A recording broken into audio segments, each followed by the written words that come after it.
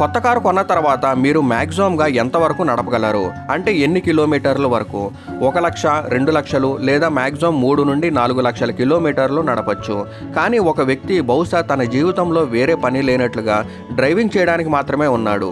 1966లో ఇర్వ్ గోర్డెన్ అనే వ్యక్తి తన కోసం వోల్వో P1800S 1.8 లీటర్ ఇంజన్ కలిగి ఉన్న ఒక కార్ని కొనుగోలు చేశాడు. ఇప్పుడు ఈ కొత్త కార్ని కొనుగోలు చేసిన తర్వాత అతను డ్రైవింగ్ కోసం బయటికి వెళ్ళి 2 రోజుల తర్వాత అతను తన ఫస్ట్ సర్వీస్ కోసం మళ్ళీ డీలర్షిప్కి వచ్చాడు.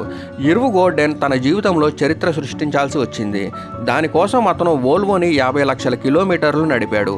అతను టాక్సీ డ్రైవర్ కాదు, పర్సనల్ యూజ్గా ఇన్ని కిలోమీటర్లు నడిపాడు. మరియు అతను దూరాన్ని కవర్ చేసే మధ్యలో వోల్వో యొక్క ఇంజన్ 10,90,000 కిలోమీటర్లు నడిపిన తర్వాత మొదటిసారిగా మళ్ళీ రీబిల్డ్ చేయబడింది. అయితే సర్వీస్ సెంటర్స్ ప్రకారం ఇది అస్సలు అవసరం లేదు.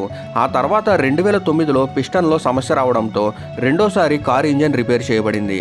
అయితే కారు పవర్ఫుల్లా లేదా డ్రైవర్ పవర్ఫుల్లా? మీరేమనుకుంటున్నారో కామెంట్ చేయండి.